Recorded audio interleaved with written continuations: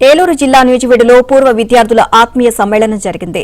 ధర్మ అప్పారావు కళాశాలకు చెందిన 1974-77 బ్యాచ్ విద్యార్థులు 5 దశాబ్దాల తరువాత ఈ సమ్మేళనంలో పాల్గొన్నారు.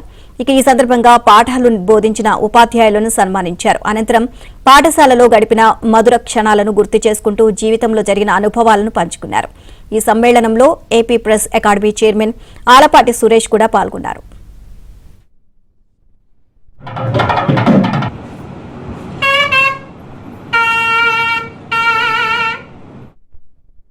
74-77 బ్యాచ్ అండి. మేము ఇక్కడ ఈ కాలేజీలో ఆ రోజుల్లో ఇక్కడ వాతావరణం చాలా బాగుండేది.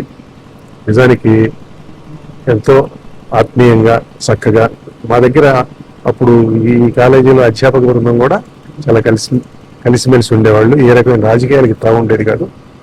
అటువంటి వాతావరణంలో చదువుకున్నాం. 50 ఏళ్ల తర్వాత ఇవాళ మేమందరం కలిసి మా బ్యాచ్ 74-77 CVZ బ్యాచ్ ఈరోజు ఇక్కడ కలుసుకున్నాం. మా గురువులు ఇక్కడ కొంతమంది ఉన్నారు. వారికి ఈరోజు ఆత్మీయ సత్కారం చిన్న సత్కారం ఒకటి చేస్తున్నాం. నిజానికి ఈ ప్రయత్నాలు ఇంకా ఎక్కువ జరగాలి.